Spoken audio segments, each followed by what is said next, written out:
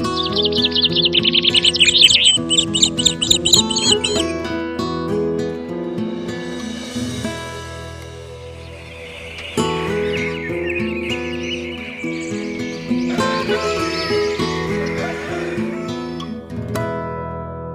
गांव में रमेश नाम का एक गरीब किसान रहता था। उसके परिवार में उसकी पत्नी राधा और एक छोटी बेटी थी जिसका नाम था दीपा। रमेश की अपनी कोई जमीन नहीं थी, इसलिए वह दूसरों की जमीन पर खेती करता और जो कुछ पैसे मिलते उनसे अपने घर का गुजारा करता था। पिछले कुछ दिनों से रमेश को गांव में कहीं भी काम नहीं मिल रहा था, जिससे वो बहुत परेशान था।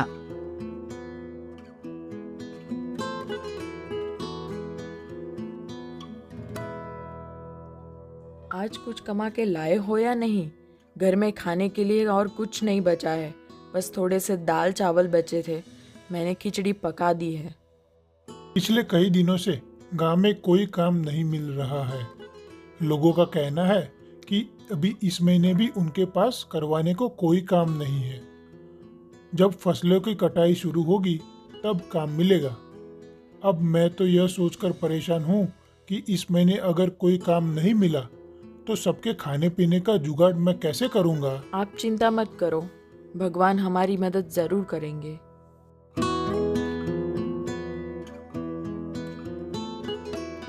पापा, इस बार गांव में जो मेला लगेगा उसमें आप मुझे गुड़िया दिलाओगे ना?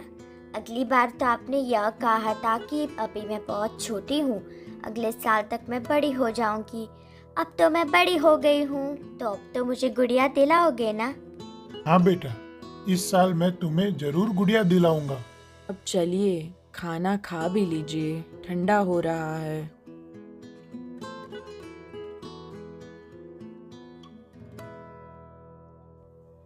राधा, तुम भी आकर खाना खा लो। जी आप खा लीजिए, मैं थोड़ी देर बाद खा लूंगी। रमेश और उसकी बेटी दोनों खाना खा लेते हैं। तभी उनके दरवाजे पर एक संत की दस्तक होती है। भिक्षाम देही, कोई तो मुझे खाने को दे दो, भगवान तुम्हारा भला करेगा। संत की आवाज सुनकर रमेश और उसकी पत्नी बाहर आते हैं। कुछ खाने को दे दो, भगवान भला करेगा। बाबा, हमारे पास तो खुद के खाने के लिए भी ठीक से खाना नहीं हो पाता, हम आपको कहाँ से देंगे? थोड़ी सी खिचड़ी पकाई थी, वह भी मैं अभी खा लिया हूँ। अब हमारे पास कुछ भी नहीं है। रुकिए बाबा, अभी मेरे हिस्से का खाना बचा हुआ है, मैं अभी लेकर आती हूँ। पर राधा, तुम अगर यह खाना बाबा को दे दोगी तो तुम क्या खाओगी? बर्तन में तो बस थोड़े ही चावल बचे हैं। आप इसकी चिंता मत कीजिए, मैं भूखी रह लूंगी, लेकिन अपने घर के आंगन में से किसी संत को भूखा नहीं रहने दे सकती, इससे मुझे पाप लगेगा। ठीक है राधा, जैसी तुम्हारी इच्छा। राधा अपने हिस्से का खाना लाकर बाबा को दे देती है और बाबा उस खाने को खा लेते हैं। बेटा, तुमने मेरी भूख मिटाई है, मैं तुम्हारा बहुत आभारी हूँ। एक भूखे व्यक्ति को खाना खिलाना सच में पुण्य का काम होता है और यह पुण्य तुमने आज कमा लिया है। बेटी, मेरे पास तुम्हें देने को कुछ नहीं है, लेकिन ये एक अंगूठी है, इसे अपने पास रखो। यह तुम्हारी बहुत मदद करेगी, पर याद रखना, रात के समय इसे मत पहनना। रात में इसकी शक्ति बढ़ जाती है, जो तुम्हारी उंगली सहन नहीं कर पाएगी। धन्यवाद बाबा, हम आपकी आज्ञा का पालन करेंगे। संत के जाने के बाद रमेश अंगूठी को देखकर राधा से कहता है, इस अंगूठी में ऐसा क्या है जो बाबा ने हमें इसे देने के लिए चुना? शायद ये हमारे अच्छे कर्मों का फल है। आपने सुना तो होगा ना, हमारे अच्छे और बुरे कर्मों का फल हमें जरूर मिलता है। चलिए अब अंदर चलते हैं। पर राधा, अपने हिस्से का खाना तो तुमने बाबा को दे दिया, अब तुम क्या खाओगी? काश हमारे पास थोड़े से और चावल होते। जैसे ही रमेश यह बात कहता है, अंगूठी में एक चमक सी उठती है और रमेश के सामने तुरंत एक चावल की प्लेट आ जाती है। राधा ये देखो, जैसे ही मैंने चावल का नाम लिया यह चावल प्रकट हो गया, यानी कि यह अंगूठी सच में जादुई है। इसमें हम कुछ भी खाने को मांग सकते हैं। अरे वाह, ये तो बहुत अच्छी बात है। तो आप इसे थोड़ी पूरी सब्जी मांगिए ना, मेरा काफी दिन से पूरी सब्जी खाने का बहुत मन कर रहा था। ठीक है राधा, मैं अभी मांग कर देता हूँ। हे अंगूठी, हमें थोड़ी सी पूरी सब्जी दे दो। रमेश के कहते ही फिर से अंगूठी में एक चमक सी उठती है और रमेश के सामने पूरी सब्जी की प्लेट आ जाती है। उसे देखकर राधा और रमेश बहुत खुश हो जाते हैं। अरे वाह, कितने दिनों बाद आज पूरी सब्जी देखने को मिली है। चलो अब हम सब बैठकर इसे खाते हैं। ऐसे वे सभी उस दिन भर पेट भोजन करते हैं। अगले दिन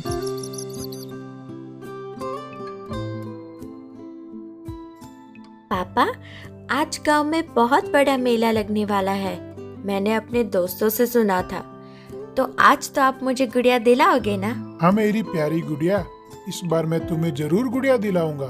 राधा, तुम मेरी प्यारी गुड़िया को तैयार कर दो और तुम भी तैयार हो जाओ। हम सब आज उस बड़े मेले में जाएंगे जहाँ जाने को हम अक्सर सपने देखा करते थे। सभी तैयार हो जाते हैं।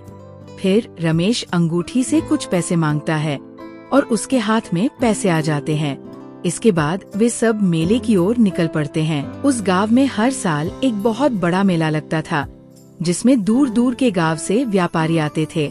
उस मेले में तरह तरह की चीजें मिलती थी। पापा देखो, गुड़िया की दुकान, मुझे गुड़िया दिला दो ना। भैया, जरा यह वाली गुड़िया दिखा ना। ये लो मेरी प्यारी गुड़िया, यह तुम्हारे लिए। पापा, ये तो बहुत सुंदर गुड़िया है। भैया, कितना दाम है इस गुड़िया का? 50 रुपए। ये लो भैया इस गुड़िया के पैसे। राधा, तुम भी अपने लिए कुछ पसंद कर लो। वह देखो कितनी सुंदर साड़ी की दुकान है। चलो वहाँ से तुम्हारे लिए साड़ियाँ भी पसंद करते हैं। भैया, जरा वह वाली साड़ी दिखा ना। अरे भैया, वो साड़ी तो बहुत महंगी है, आप उसे नहीं खरीद पाओगे। कोई सस्ती सी साड़ी देख लो इनमें से। नहीं भैया, हमें वही साड़ी देखनी है। अब वही साड़ी दिखाओ। राधा, तुम्हें ये साड़ी कैसी लगी? यह साड़ी तो बहुत अच्छी है, पर महंगी भी बहुत होगी। राधा, तुम इसकी चिंता मत करो, बस तुम यह बताओ, तुम्हें यह साड़ी पसंद तो है ना? हाँ जी, साड़ी तो बहुत पसंद आई। भैया, इस साड़ी का क्या दाम है? ये 1500 की साड़ी है। ठीक है भैया, यह लीजिए 1500 और यह साड़ी हमारे लिए पैक कर दीजिए। रमेश साड़ी को खरीद लेता है। रमेश ने उस मेले में से और भी काफी सारे सामान खरीदे। इस मेले में शंकर के 2 नौकर दीपक और अर्जुन भी आए हुए थे। शंकर गांव का सबसे अमीर सेठ था और दीपक और अर्जुन उसके नौकर थे। जब दीपक और अर्जुन ने रमेश को बहुत सारा सामान खरीदते हुए देखा तो वे दोनों आश्चर्य में पड़ गए। अर्जुन, यह देख, यह तो वही रमेश है ना जो अक्सर अपनी गरीबी पर पूरे गांव घर में रोता रहता है। यह देख कैसे सामान खरीद रहा है। आखिर इसके पास इतने सारे पैसे कहाँ से आए? हाँ दीपक, यह तो वही गरीब किसान रमेश है। अभी 2 दिन पहले ही तो यह सेठ जी से काम मांगने आया था, पर सेठ जी ने उसे काम देने से मना कर दिया था। चल उसी से पूछकर देखते हैं। दोनों रमेश के पास आते हैं। भाई रमेश, कैसी चल रही है खरीदारी? लगता है बहुत सामान खरीदा है आज। नहीं भाई, बस थोड़ा बहुत घर के लिए सामान है, बस और कुछ नहीं। अच्छा रमेश भाई, तुम तो 2 दिन पहले सेठ जी से काम मांगने आए थे ना? लगता है तुम्हें कहीं पर काम मिल गया है। हाँ भैया, कहीं और काम मिल गया था, तो बस उसी से परिवार को मेला घुमाने के लिए लिया है। अच्छा रमेश भाई, तुम करो खरीदारी, हम चलते हैं। रमेश का परिवार मेला घूमने के बाद घर आ जाता है। आज उनके परिवार के चेहरे पर अलग ही चमक थी। सभी बहुत खुश थे। पापा, आज तो मेरे पास बहुत सारे खिलौने हैं। अब मैं अपने दोस्तों को ये खिलौने दिखाऊंगी। मेरे पास भी बहुत सारे खिलौने हो गए हैं। हाँ बेटा, क्यों नहीं। हमेशा तुम्हें जो भी चीज चाहिए तुम अपने पापा से मांग लेना, वह तुम्हें मना नहीं करेंगे। इस तरह रमेश के दिन हंसी खुशी गुजर रहे थे। और अंगूठी की मदद से उसने अपने घर के हालातों को सुधार लिया। रमेश ने अंगूठी से कुछ पैसे मांगकर गांव में एक कपड़े की दुकान खोली। दुकान खोलने के साथ ही रमेश की दुकान चल पड़ी।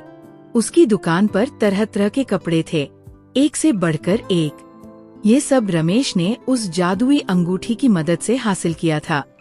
नए नए डिजाइन के कपड़े होने की वजह से रमेश की दुकान पर अक्सर ही लोगों की भीड़ रहा करती थी। अब ये बात धीरे धीरे पूरे गांव भर में फैल रही थी कि रमेश, जो कितना गरीब था, अचानक से अमीर हो गया है और उसने गांव में एक बहुत बड़ी कपड़े की दुकान खोली है। अरे भाई, मैंने सुना है कि रमेश ने गांव में कोई दुकान खोली है। हाँ भाई, मैंने भी सुना है रमेश ने बहुत बड़ी दुकान खोली है। अरे भाई, मैं तो उसकी दुकान को देखकर भी आया हूँ। रमेश ने वाकई में बहुत बड़ी दुकान खोली है और उसके पास नए नए प्रकार के कपड़े हैं। हाँ, आखिर यह कैसे हुआ? रमेश के पास दुकान खोलने के लिए इतने पैसे आए कहाँ से? भाई, इस बारे में तो मुझे नहीं पता। बस मुझे इतना पता है कि उसने गांव में बहुत बड़े कपड़े की दुकान खोली है। हे भगवान, काश मेरे पास भी इतने पैसे होते तो मैं भी अपना कोई छोटा सा कारोबार खोल लेता। अरे भाई, पैसे नहीं है तो तुम अब रमेश से उधार ले लो। रमेश दिल का बहुत नेक इंसान है, वह तुम्हें जरूर उधार दे देगा। हाँ, तुम ठीक कहते हो। मैं रमेश से एक बार बात करके तो देखता हूँ। यार, कुछ पैसे तो मुझे भी चाहिए थे। मुझे भी अपना छोटा सा कारोबार शुरू करना है। क्यों ना हम कल रमेश से बात करके देखें, क्या पता रमेश ही हमारी कुछ मदद कर दे। वे लोग इतनी बातें कर ही रहे थे, तभी उन्होंने देखा कि रमेश वहीं से गुजर रहा था। रामू ने रमेश को आवाज लगाई। अरे रमेश भाई, कहाँ जा रहे हो? कहीं नहीं भाई, बस तुम्हारे पास ही आ रहा था। बहुत दिन हो गए तुमसे मिले, सोचा तुमसे भी मिलता हूँ। रमेश भाई, मैंने सुना है कि तुमने कपड़े की बहुत ही बड़ी दुकान खोली है। हाँ भाई, बस इसी के बारे में तुम्हें बात करने आया था। मैंने एक कपड़े की दुकान खोली है और उस दुकान से मेरी अच्छी कमाई हो रही है। पर तुमने दुकान कैसे खोली? तुम्हारे पास इतने पैसे कहाँ से आए? देखो भाई, यह बात मैं तुम्हें इसलिए बता रहा हूँ क्योंकि तुम मेरे दोस्त हो और मुझे तुम लोगों पर बहुत विश्वास है। रमेश ने उन सबको जादुई अंगूठी के बारे में सारी बात बता दी। जादुई अंगूठी? सच में तुम्हारे पास जादुई अंगूठी है और तुमने उसी से वह दुकान खोली है? हाँ, मैंने उसी से वह दुकान खोली है और मैं यहाँ तुम्हारे पास इसीलिए आया हूँ कि तुम भी अगर अपना कोई कारोबार शुरू करना चाहते हो तो बेझिझक आकर मुझसे पैसे ले सकते हो। मैं तुम्हें कारोबार खोलने के लिए पैसे दूंगा। अरे रमेश भाई, यह बात कहकर तो तुमने हमारा दिल जीत लिया। ठीक है रमेश भाई, हम किसी को नहीं बताएंगे। इस तरह रमेश ने गांव वालों की मदद की और सभी को कारोबार खोलने के लिए पैसे दिए।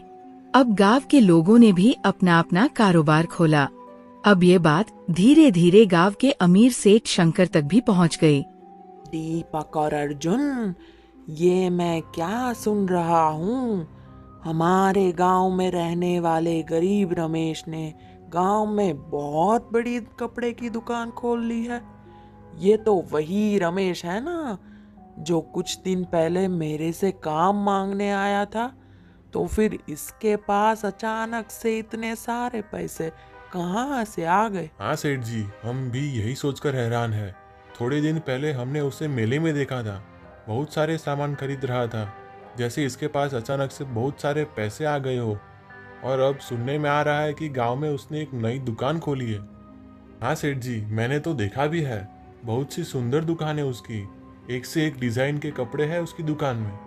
दीपक, जरा पता तो करो, आखिर उस रमेश के पास इतने सारे पैसे कहाँ से आ रहे हैं?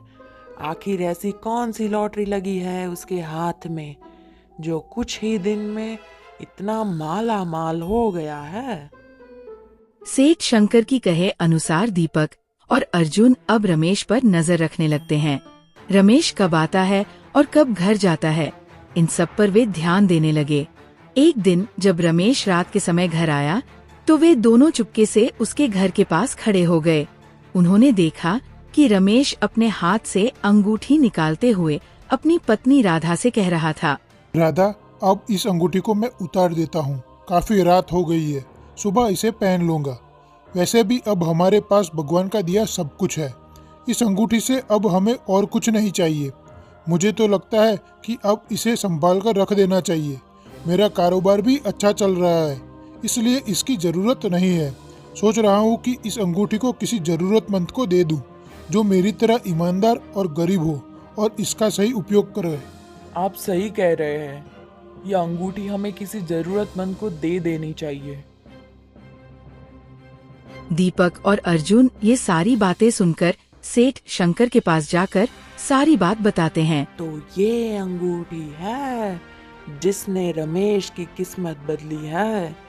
अब मुझे इस अंगूठी के बारे में और जानकारी चाहिए। जाओ और पता करो कि क्या ये सचमुच कोई जादुई अंगूठी है। अगले दिन दीपक और अर्जुन फिर रमेश के घर पहुँचे और चुपके से उसकी और राधा की बातचीत सुनने लगे। सुनिए, मुझे एक गुलाबी साड़ी चाहिए, आप इस अंगूठी से मांग लीजिए ना। तुम्हारे पास इतनी साड़ियाँ हैं, फिर गुलाबी रंग की साड़ी क्यों चाहिए? दुकान में भी काफ़ी साड़ियाँ हैं, जाकर ले लो। मेरे पास गुलाबी साड़ी नहीं है और मुझे एक ऐसी साड़ी चाहिए जो दुकान में भी ना हो। रमेश ने अंगूठी से गुलाबी साड़ी मांगी और तुरंत एक सुंदर गुलाबी साड़ी प्रकट हो गई। ये देखकर दोनों नौकर हैरान रह गए और जाकर ये बात शंकर को बताई। तो ये सचमुच जादुई अंगूठी है। अगर रमेश रात में इसे उतार देता है तो वही समय इसे चुराने का सही मौका है। रात में शंकर चुपके से रमेश के घर पहुंचा। अंगूठी चमक रही थी। वाह, यही है वह जादुई अंगूठी। अब मैं इसे लेकर गांव का सबसे अमीर आदमी बन जाऊंगा। वो अंगूठी लेकर घर चला गया और उसे पहनकर बोला, ऐ अंगूठी, मुझे बहुत सारे सोने के सिक्के दे दो। जैसे ही उसने ये कहा, उसकी उंगली पर लाल निशान पड़ गए और उसे जलन होने लगी। शंकर दर्द से कराहते हुए अंगूठी फेंककर अस्पताल भागा। डॉक्टर ने उसका इलाज किया और कहा, देखो, मैंने तुम्हारे हाथों की पट्टी तो कर दी है, लेकिन तुम्हारे हाथों में जख्म बहुत गहरा था। इसे ठीक होने में कम से कम 2 महीने हो जाएंगे और तुम्हें 2 महीने तक तुम्हारे हाथों का ध्यान रखना पड़ेगा। ये सब मेरे लालच की वजह से हुआ है। अगर मैं इस अंगूठी को चुराने की कोशिश ना करता तो यह नहीं होता।